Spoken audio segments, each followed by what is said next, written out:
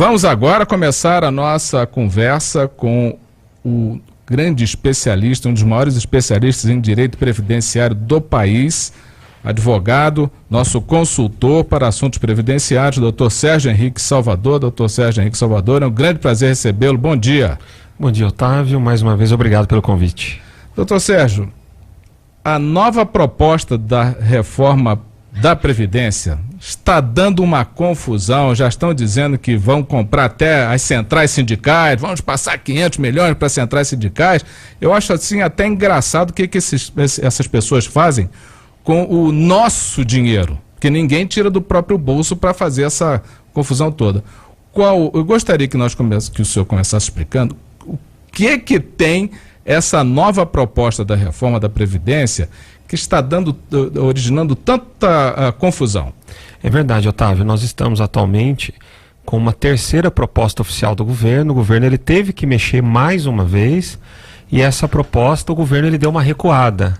Nas propostas anteriores, as regras estavam muito rígidas e havia uma supressão de direitos, enfim.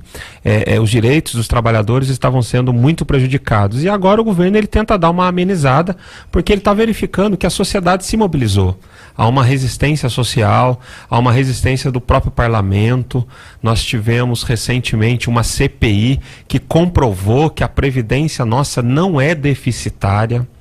Isso já está com relatório aprovado, mas isso não saiu na imprensa, isso não foi repercutido, enfim. E é o que você disse, o discurso não fecha. De um lado dizem que a Previdência ela é deficitária, de outro lado tem essas negociatas aí com alguns segmentos da sociedade, né? E saiu uma matéria nessa semana bem interessante na Folha de São Paulo, lá no Caderno de Economia, que as isenções e as renúncias fiscais do governo, ou seja, ele abre mão de crédito tributário, são maiores do que a própria quebra da Previdência, né? Então o discurso ele não bate.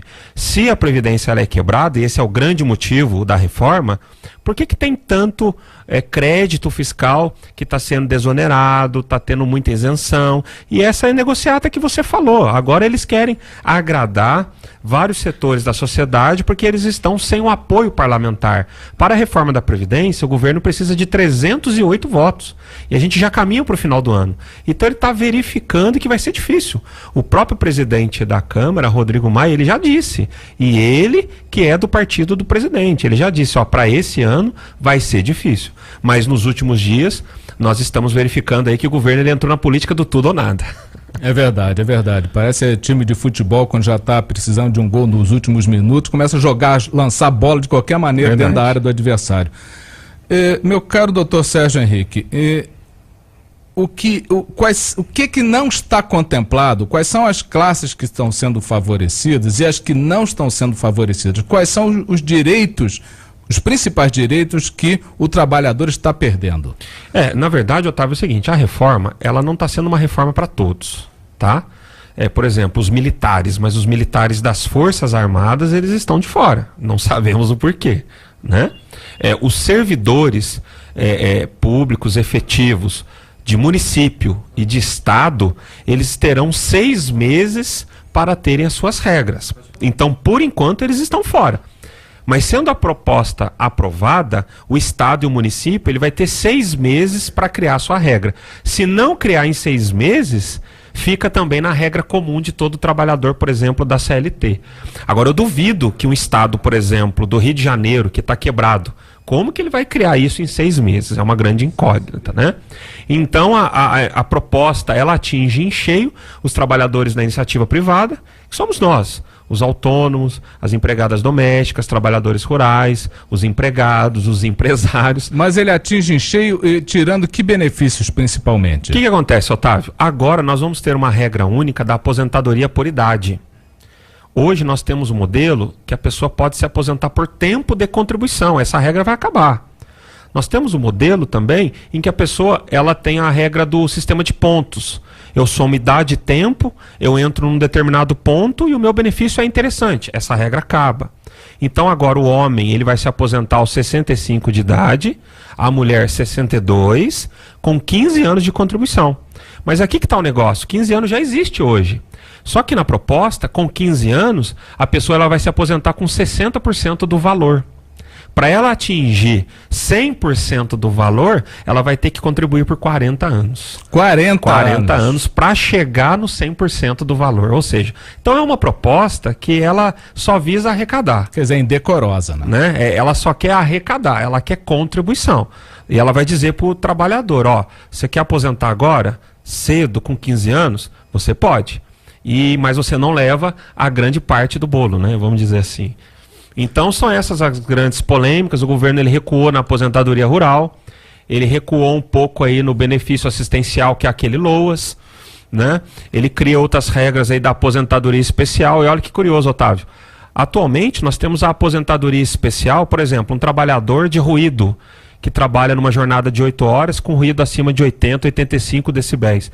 Então já há uma presunção de que esse ambiente de trabalho prejudica a saúde dele. Claro. Na proposta, ele vai ter que demonstrar que houve o prejuízo. Ô, louco! Então ele vai ter que demonstrar que está com sequela, com perda auditiva, para poder ter direito ao benefício, né? Então, são grandes absurdos. Na verdade, a literatura, a doutrina, dizem que o país está passando um momento jurídico de retrocesso social, né? Retrocesso. Tivemos recentemente a reforma trabalhista, que foi rápido porque mexeu na lei, mexeu na CLT. A reforma da Previdência não é tão simples porque mexe na Constituição. Por isso que tem que ter um apoio parlamentar muito grande, a maioria qualificada. É primeiro turno, segundo turno, Senado, Câmara, enfim. Então é bem complicado nesse sentido. Doutor Sérgio, a proposta que estão fazendo, ela está com esse formato que o senhor acabou de colocar. Uma proposta dessa passando, ela não mexe muito com as eleições que já vem aí em 2018? É verdade, Otávio. A gente tem que fazer esse prognóstico, né? A questão não é só econômica, tem uma questão política por trás disso. Sinceramente, para esse ano, dificilmente vai ser aprovado. Mas pelo andar da carruagem e pela força política do nosso presidente, né, eu acho que para o ano que vem vai ser inevitável, vai ser aprovado. Não sei se nesses moldes, porque nós estamos numa terceira versão. Então a resistência está muito grande e ele recuou. A primeira versão era terrível, era 65 anos para todo mundo, era terrível. E no mínimo de 25 anos de contribuição para todo mundo. Então agora, nessa versão última, eles recuaram e teve um recuo substancial. Agora, é o que você disse, ano que vem é ano de eleição, enfim, né? Talvez, né, Otávio, para o aparato, o apoio político, talvez terão que ceder um pouco mais, enfim. Esse que é o cenário. A verdade é, a reforma precisa ser discutida. Eu não estou dizendo que não precisamos desse debate, a gente precisa. Mas de uma maneira séria, né? Uma maneira responsável e, acima de tudo, ouvindo a sociedade. E sem pressa, né? Sem pressa, sem esse jogo político, né? Ó, eu vou te dar um cargo aqui, um cargo ali, te dou uma isenção fiscal, mas temos que aprovar. Doutor Sérgio, eu sei que não é a sua área, mas por que o governo estaria tão interessado nessa urgência toda? Em empurrar no povo, jogar para cima do colo do povo mais essa despesa, mais essa reforma, quando nós vemos que, por exemplo, alguns bancos já foram contemplados com o perdão da Previdência e perdões bilionários. Então, a sua pergunta é bem interessante, que os alunos até perguntam, né, Otávio? Por quê? Porque nós temos um interesse, nós temos um lobby econômico por trás disso muito grande. Eu já falei até em outras ocasiões aqui, sim, que é o seguinte, para a previdência privada, mantida essencialmente pelos bancos, é interessante uma previdência pública forte? É evidente que não, né? Então eu preciso de uma previdência pública ruim, fragilizada, desacreditada, para a atividade bancária vender o seu produto, né? E nós sabemos que os grandes financiadores de campanha das grandes mídias nesse país são os bancos. Se você fizer uma simples pesquisa na internet, quem são os maiores devedores da Previdência? São os bancos, né? E isso já há décadas. Então não há uma cobrança, né? Há uma sonegação institucionalizada. E é o que você falou. Desculpa a expressão, mas é o povão que vai pagar o pato. É verdade. Doutor Sérgio, tem saída? Difícil, difícil. Olha, a reforma trabalhista, existe uma ação direta de inconstitucionalidade promovida pela OAB, que está lá no Supremo, está parado. Pode ser que com relação, Otávio, à reforma da Previdência e seus pontos polêmicos, pode ser que haja também, né, pode ser que ocorra futuramente ações de inconstitucionalidade junto ao Supremo, promovido por associações, por confederações, pela OAB. Nós vamos judicializar essa questão. Isso vai voltar para o Supremo, vai discutir ela, se ela é constitucional ou inconstitucional, mas a gente tem outro problema, né, Otávio? A composição do Supremo Tribunal Federal não é uma composição, né, meritória, de meritocracia, é uma composição política, né? Ela é indicação política, é outro problema que temos também. Doutor Sérgio, chegou uma pergunta que eu achei interessante do ouvinte, a quem eu agradeço a participação. Ele tem 26 anos de contribuição, 57 anos de idade, está pagando individual. Aí ele pergunta, vale a pena continuar contribuindo? Então, esse é o cenário, é um risco muito grande, né? Ele tem que fazer algumas simulações, um planejamento. Eu esqueci de comentar que a gente vai ter uma regra de transição. Foi aprovado, pega todo mundo? Não. Vai depender da idade do trabalhador. Ah, mas a minha idade eu estou fora da nova regra. Ele vai ter um pedágio, né? Então ele vai ter que contribuir com aquilo que faltava, mais um pedágio de 30%. E é um cenário que é difícil, né, Otávio? A gente cravar. Ele com 26 anos, hoje... De contribuição. Ele teria que ter 35. De contribuição. Né? Então ele está longe. E na regra atual é 65 anos. Ele não tem.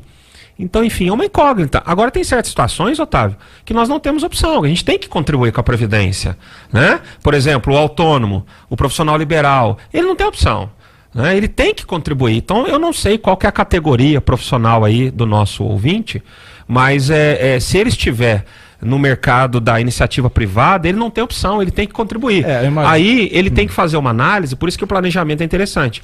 Verificar a alíquota que ele vai contribuir, que às vezes ele consegue fazer um planejamento, contribuir no salário mínimo, contribuir um pouco mais, né? Não contribuir tanto, né? Então, são situações assim que precisam ser planejadas. Doutor Sérgio, olha, está chegando pergunta ainda, eu vou encaminhar as perguntas ao senhor, eu não... Nossa, não deu nem tempo de parar. Por que os políticos recebem uma aposentadoria absurda por terem trabalhado 8 anos na carreira política? Essa pergunta eu não queria fazer não, mas já que o ouvinte mandou, a gente faz. E aí? Então, Otávio, tem muitas coisas que são também alguns, assim, estigmas, né, dilemas, assim, enfim.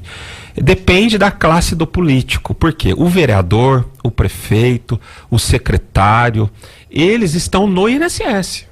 Entendeu? Uhum. Alguns parlamentares de alguns estados têm regra própria, mas a maioria não, também estão no INSS. O grande problema que nós temos no Brasil é o Parlamento Federal, que é esse, a Câmara e o Senado. E aí eles têm as regras que são deles, né? Mas, assim, quando falamos político, a gente tem que tomar cuidado para não generalizar. Uhum. O vereador, o prefeito, o vice-prefeito, o secretário, que ganha até bem, mas eles estão no INSS. Né? Então, realmente, os políticos da alçada federal, do nosso parlamento, Brasília, eles têm umas regras que são regras deles, né? Doutor Sérgio, convidado sempre a voltar ao nosso programa, muito obrigado pela sua vinda aqui. Obrigado, Otávio, mais uma vez, e fico à disposição. Aliás, o doutor Sérgio é cronista do Conexão Itajubá. As pessoas podem mandar mensagem para o doutor Sérgio, que através do Conexão ele pode dar as respostas. Conversamos com o doutor Sérgio Henrique Salvador, que é nosso especialista em direito previdenciário.